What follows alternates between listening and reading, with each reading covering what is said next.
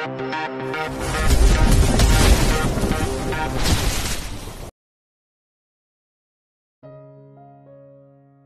38. Pelayan Sang Bos CEO. Setelah lama berjalan akhirnya Damar melihat sebuah selebaran yang menempel di dekat pintu sebuah restoran besar. Di sana tertulis mencari lowongan pekerjaan untuk pelayan bersih-bersih dan itu tak perlu memakai ijazah. Tak membuang kesempatan Damar langsung memasuki restoran itu dan melamar pekerjaan di sana. Mungkin karena beruntung, akhirnya Damar diterima bekerja di sana langsung. Karena mereka memang lagi membutuhkannya. Syukurlah, aku bisa bekerja, ucap Damar. Di perusahaan Bara yang sudah tiba langsung berjalan menuju ruang rapat. Di sana para staf sudah menunggu, mereka mengerutkan dahinya saat melihat Kirana yang ikut masuk dan berdiri di samping bosnya. Mulai, ucap Bara setelah duduk di kursi pimpinan rapat. Mereka pun segera memulai rapat. Rapat kali ini membahas pemilihan brand ambasador untuk produk mereka yang akan dirilis bulan depan. Saat mereka sedang sibuk membahasnya, tiba-tiba pintu terbuka menampilkan dua pria yang ngos-ngosan abis berlarian. Tutup pintunya, ucap Bara pada karyawan di sana. Karyawan itu langsung menutup pintu sesuai perintah tuannya. Bara, kenapa kau kejam sekali? Bima berteriak di luar pintu. Bima memaksa Bara untuk menerimanya bekerja di sana menggantikan Dodi yang sedang cuti menikah, tapi di hari pertama ia malah terlambat bersama Bastian pula. Ini gara-gara kau yang mengajakku bergosip, ucap Bima menyalahkan Bastian. Bukannya Anda sendiri yang menggosipkan Tuan, ucap Bastian tak mau disalahkan. Ah, sudahlah, Bima berjalan menuju meja. Kisah sekretaris. Tak lama Bara keluar dari ruang meeting bersama Kirana di belakangnya. Ia hanya acuh pada Bima yang berada di meja sekretarisnya. Kau seperti tak mengenalku, ucap Bima kesal melihat Bara dengan gaya bosinya. Ke ruanganku, baca agendaku hari ini. Setelah berbicara Bara langsung masuk ke ruangannya. Kirana memandang aneh mereka berdua. Kirana berdiri di samping Bara sedangkan Bara sibuk mengetik di laptopnya. Aku seperti patung di sini, ucap Kirana pelan. Ia sudah berdiri dari tadi tapi Bara tidak memberikan tempat duduk. Ambil kursi itu, ucap Bara yang ternyata mendengar ucapan Kirana. Hah? Kirana bingung untuk apa Bara menyuruhnya mengambil kursi bukannya menyuruhnya untuk duduk di sofa. Lama, Bara menarik Kirana duduk di kursi yang sama dengannya. Dan lanjut bekerja di laptopnya. Tuan, jangan begini Tuan, nanti ada yang lihat, ucap Kirana yang takut berdekatan dengan Bara. Diamlah. Bara yang fokus mengetik kini teralihkan dengan aroma tubuh Kirana. Entah sadar atau tidak kini Bara sudah dekat dengan wajah Kirana. Kirana memandang Bara dari samping. Bara pun begitu, ia terus memandang wajah Kirana, makin lama wajahnya makin dekat. Saat tinggal satu centil lagi bibir Bara menyentuh bibir Kirana. Tiba-tiba Bima membuka pintu. Karena terkejut Kirana langsung beranjak dari duduknya. Karena terlalu cepat tak sengaja kepala mereka beradu. Duk, au. Bara mengadu kesakitan sambil memegangi kepalanya. Sedangkan Kirana berdiri diam seperti tidak terjadi apa-apa. Kalian sedang apa? Santai saja, jangan terburu-buru. Bima menahan tawanya saat melihat mereka yang salah tingkah. Apa kau tidak bisa mengetuk pintu? Bara kesal pada Bima yang masuk tanpa suara. Ia tidak jadi mencicipi bibir mungil milik Kirana. Oh, aku tahu, kalian belum melakukannya ya. Nanti kalian akan melanjutkan lagi setelah aku membacakan agendamu hari ini, ucapan Bima membuat Kirana melotot. Memang dia melakukan apa? Siang ini kau ada meeting dengan perusahaan MK Group membahas produk yang akan segera dirilis. Setelahnya tidak ada jadwal lagi, ucap Bima. Ucap Bara. Ya sudah, silahkan lanjutkan lagi yang tertunda tadi. Bima langsung berjalan keluar ruangan kemudian kembali menutup pintu. Ayo duduk sini. Bara yang masih penasaran dengan bibir Kirana tidak patah semangat.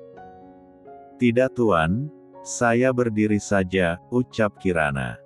Kirana, Bara menggeram dan Kirana langsung berjalan mendekat. Saat Kirana akan duduk tiba-tiba pintu diketuk. Kirana yang terkejut langsung berlari menjauhi Bara tapi sebelum itu tak sengaja tangan Kirana menyikut kepala Bara. Kiraan. Bab 39. Bastian masuk ke ruangan dengan membawa berkas-berkas di tangannya untuk dibawa saat meeting nanti. Tuan, semuanya sudah siap, ucap Bastian yang tidak tahu kalau Bara sedang kesal sedangkan Kirana berdiri santai seperti tidak terjadi apa-apa. Kau ikut aku, ucap Bara pada Kirana. Mau tak mau Kirana berjalan mengikuti Bara dari belakang. Saat di dalam lift Bara ikut berdiri di belakang bersama Kirana. Tuan, Bara sudah tidak bisa tertolong lagi, ucap Bastian dalam hati saat melihat Bara yang terus menempel pada Kirana. Saat mereka berjalan di lobi Kirana tak sengaja berpapasan dengan seorang pria yang cukup familiar baginya. Vero. Ucap Kirana tak sengaja keceplosan menyebut nama Vero. Apa kau mengenalku? Ucap Vero. Kirana bingung harus menjawab apa. Kalau ia mengaku sebagai Kirana bisa gawat urusan, pasti si tua bangka itu juga akan menemukannya di sini. Oh maaf, Kirana bingung kenapa Vero ada di perusahaan Bara. Apa Vero baru bekerja di sini? Kemarin-kemarin Kirana tidak pernah melihatnya. Ternyata Vero baru bekerja di sana lewat jalur orang dalam, karena papanya kenal dengan salah satu manajer di sana. Kau sedang apa? Ayo cepat, Bara menarik lengan Kirana dan menatap tajam Vero. Selamat siang tuan, ucap Vero. Bara tidak menjawab, ia hanya berjalan pergi dengan tangan yang masih memegang lengan Kirana. Ternyata benar dengan rumor tentang CEO perusahaan ini, Vero sudah melihat kecemburuan di mata Bara. Apa tadi itu pacarnya? Tapi aku seperti mengenalnya. Wajahnya cukup familiar, Vero terus berpikir sambil berjalan menuju ruangannya. Kini mereka bertiga sudah berada di dalam mobil menuju restoran tempat pertemuan meeting nanti. Bastian terus memperhatikan Bara dari kaca depan mobil. Sedangkan Bara sedang fokus melihat bisbir Kirana. Aku sudah tidak sabar mencicipinya, Bara terus memikirkannya dalam hati. Sedangkan Kirana merasa risih dengan tatapan Bara. Bukannya dia suka pada pria tapi kenapa dia terus memandangiku padahal ia tahu aku seorang perempuan. Kirana merasa tak nyaman dengan tatapan Bara seperti akan memakannya hidup-hidup. Setelah sampai di restoran, pemilik perusahaan MK Group telah menunggunya di depan restoran bersama seorang wanita cantik yang bekerja sebagai model.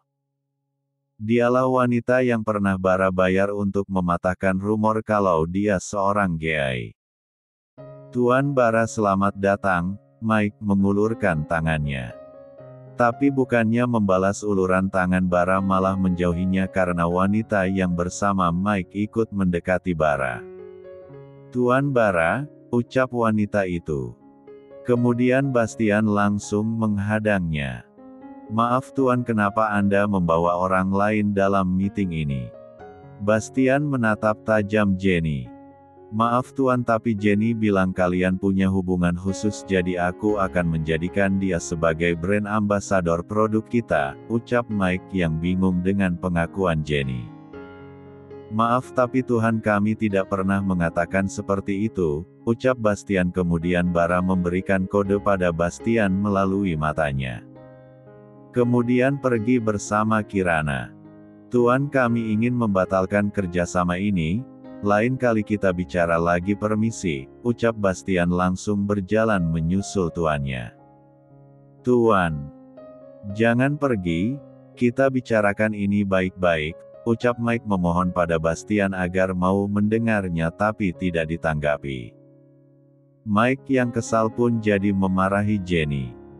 Gara-gara percaya dengan ucapan Jenny, ia kehilangan kerjasamanya bersama perusahaan bara. Ini semua gara-gara kamu bilang punya hubungan khusus dengan Tuan Bara, lihatlah sekarang melihatmu saja dia tak mau, Aku rugi banyak. Mike pergi meninggalkan Jenny. Sialan, Jenny menghentakkan kakinya dan ikut pergi dari sana. Rencana untuk berdekatan dengan Bara gagal lagi. Ia harus memutar otak karena ia tidak mau kehilangan Bara yang kaya raya. Bara yang merasa mual langsung mendekati Kirana dan mualnya langsung hilang. Ia juga merasa nyaman setelah menghirup aroma teh, Bu Kirana. Jangan jauh dariku Kiran, ucap Bara saat Kiran menggeser duduknya saat di dalam mobil. Setelah sampai di perusahaan, mereka langsung berjalan menuju ruangan Bara setelah keluar dari lift. Saat sampai di depan ruangan Bara, Bima mendekati mereka. Bima yang penasaran pun segera bertanya. Kenapa cepat sekali meetingnya? Tanya Bima yang penasaran karena ia tidak ikut. Karena ada pengganggu Tuan, ucap Bastian mewakili tuannya menjawab. Dan Bima hanya menjawab dengan oh. Saat mereka akan masuk ke dalam ruangan, Bima langsung memegang tangan Kirana. Kiran, aku ingin bicara padamu, ucapan Bima membuat Bara tidak suka.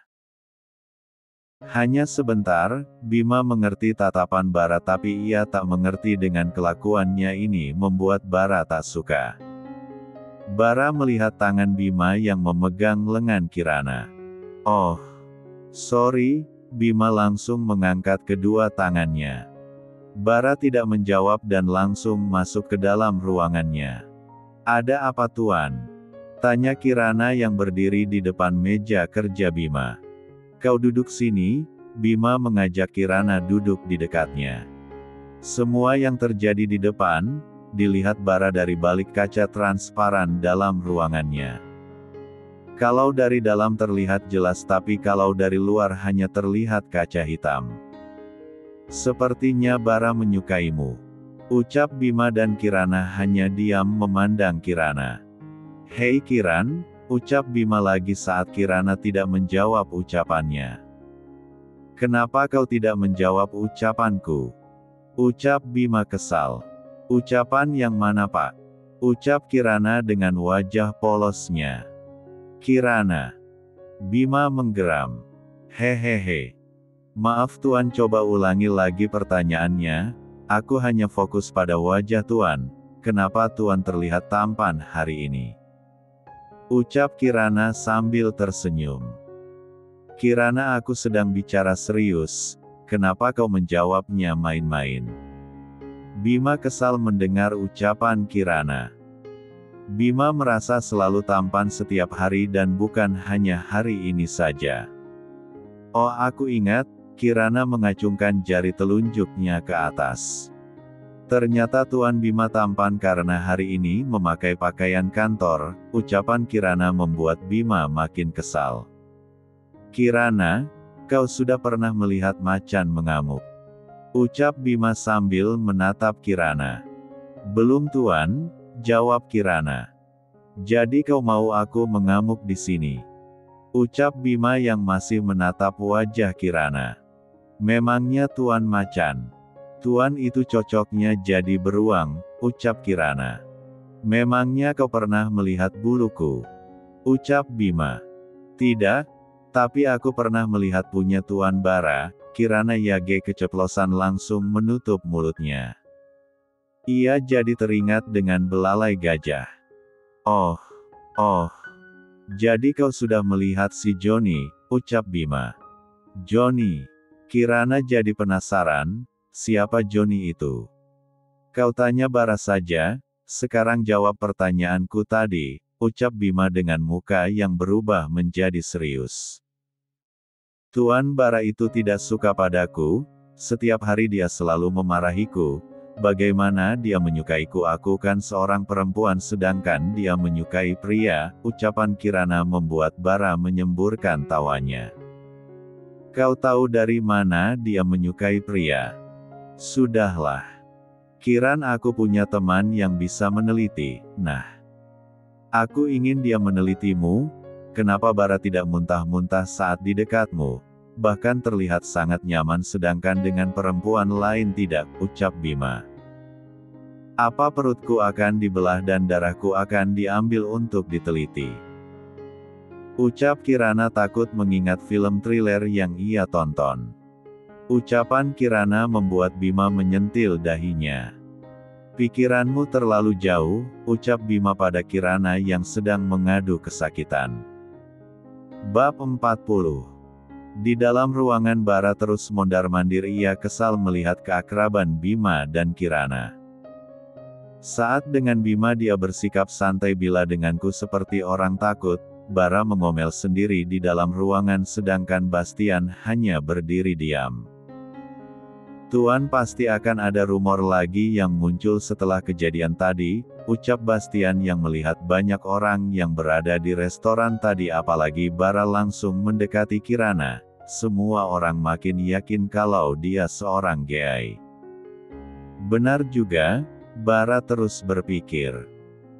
Kau siapkan acara makan malam untukku dan sebelum itu kau keluarkan berita kalau aku akan makan malam romantis dengan seorang wanita dan bayar seseorang untuk mengambil gambarku di sana, ucap Bara. Tapi tuan, wanitanya.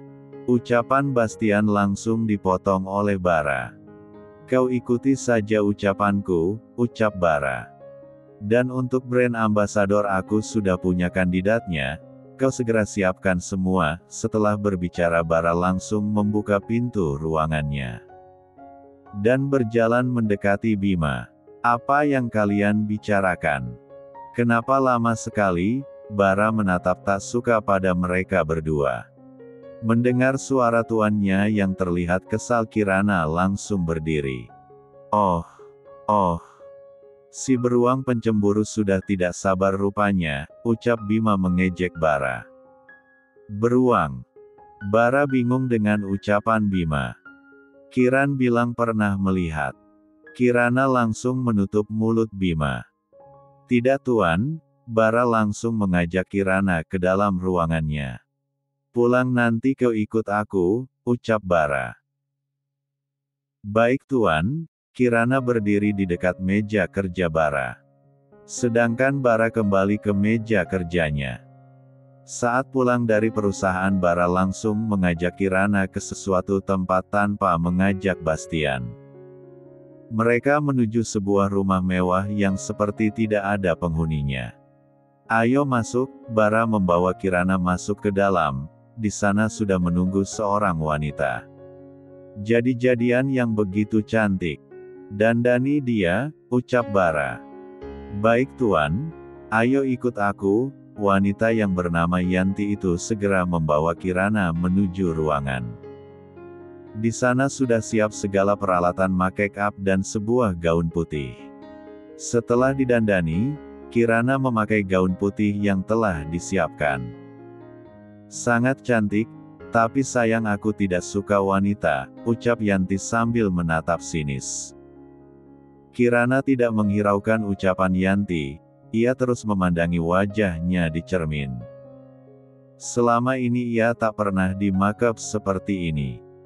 Jangankan pakai makeup, pakai lipstik saja tidak pernah.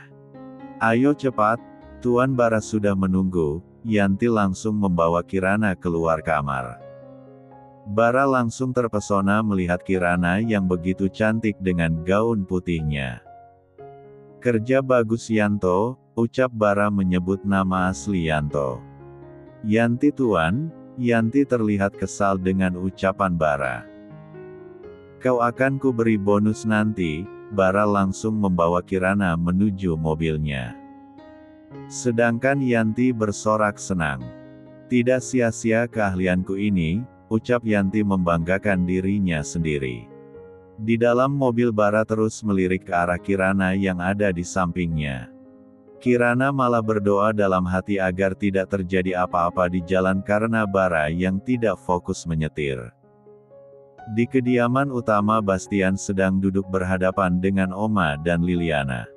Ada apa Bastian? Apa yang ingin kau bicarakan pada kami? Ucap Oma penasaran. Ini masalah Tuan Bara, ucap Bastian yang agak ragu. Bara kenapa? Ada apa dengan cucuku itu? Ucap Oma khawatir, membuat Liliana juga ikut khawatir. Sepertinya Tuan Bara menyukai Kiran.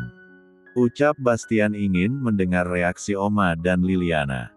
Oh ternyata itu, bagus dong Bara menyukai pelayannya itu.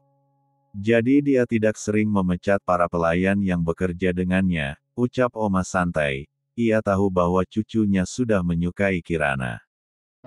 Tapi nyonya besar, mereka berdua sekarang makin dekat. Bahkan Tuan menyuruh Kirana pindah ke samping kamarnya, ucap Bastian lagi. Hah, sampai sejauh itu, ucap Liliana yang tak menyangka Bara bertindak cepat. Iya nyonya, ucap Bastian. Sedangkan Oma dan Liliana saling melirik sambil tersenyum senang. Bastian bingung melihat Oma dan Liliana seperti orang yang sedang berbahagia. Apa aku salah telah memberitahu mereka, pikir Bastian. Di sebuah restoran Jenny sudah menunggu Bara di sana. Ia mendapatkan info mengenai Bara yang akan makan malam dengan seorang wanita. Ia merasa tak terima, ia harus bergerak cepat agar Bara menjadi miliknya. Jenny melihat seorang pelayan dan mendekatinya. Kau mau uang? Tanya Jenny pada pelayan itu. Iya nona, saya mau, ucap pelayan itu. Kau masukkan obat ini dan kau berikan pada seseorang, nanti aku kan beritahu orangnya kalau sudah datang, ucapan Jenny membuat pelayan itu berpikir. Kau tidak perlu khawatir, ini bukan obat apa-apa, kau hanya perlu memberikannya dan aku akan langsung memberikanmu uang. Jenny mengeluarkan amplop berisi uang dan langsung menaruh di tangan pelayan itu. Melihat uang yang banyak, pelayan itu langsung mengiyakannya.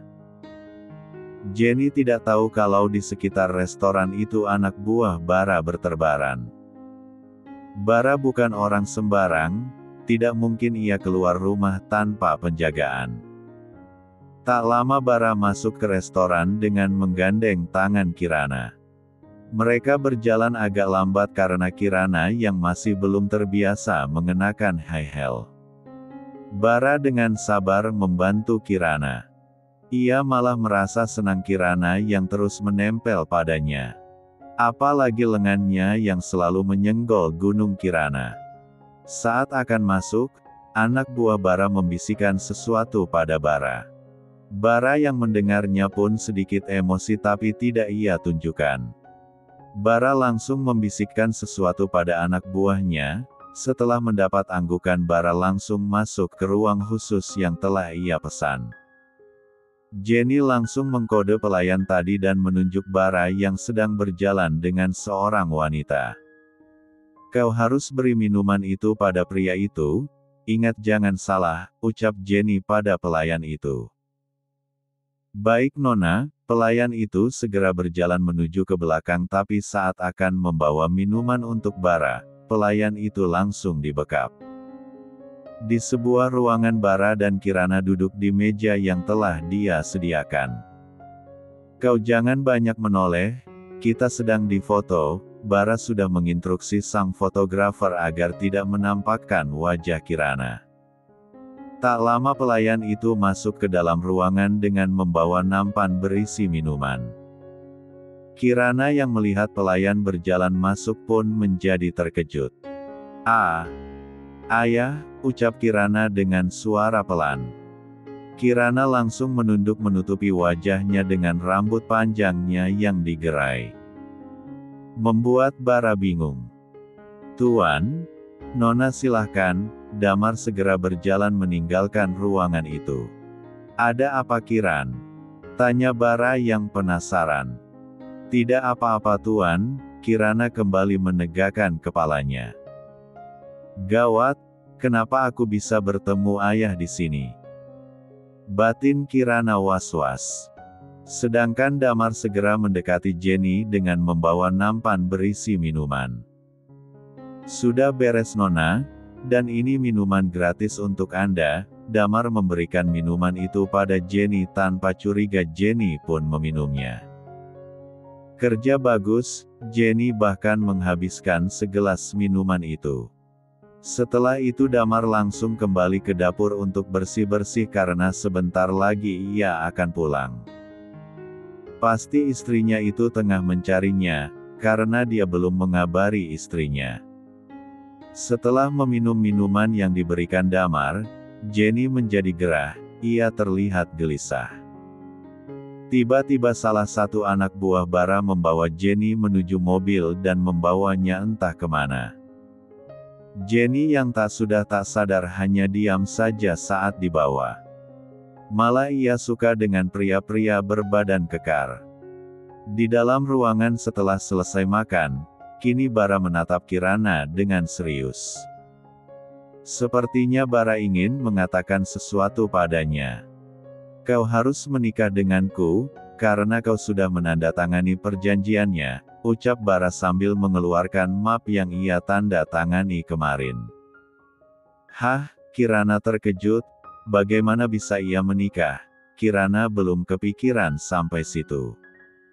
Tapi Tuan, ucap Kirana. Tidak ada bantahan, kau harus menikah denganku atau kulaporkan ke polisi atas kasus penipuan, ucap Bara mengancam. Dengar dulu Tuan, aku ingin bicara, ucap Kirana. Aku sudah berjanji dengan diriku sendiri, sebelum aku bertemu dengan orang tua kandungku, aku tidak mau menikah. Tuan tolong mengerti dan beri aku waktu, ucap Kirana dengan muka sedih mengingat orang tuanya yang entah di mana. Baiklah, aku akan membantu mencari orang tuamu, setelah itu kita menikah, ucapan Bara membuat Kirana bingung. Apa ia harus menikah dengan Bara yang suka marah-marah? Membayangkannya saja Kirana tak sanggup. Apa yang kau pikirkan?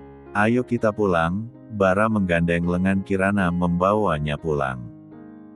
Di sebuah tempat seorang wanita merintih ketiganakan, dia sedang bermain kudo-kudoan dengan 5 orang pria berbadan kekar. Jenny sangat main satu ke matinya. Ternyata sudah tidak ori, ucap salah satu pria berbadan kekar yang sedang memacu kudo betinanya. Tidak apa-apa, kau juga main satu ke matinya, ucap pria yang satunya lagi sambil tertawa. Tak lupa beberapa kamera sudah merekam di sudut kamar.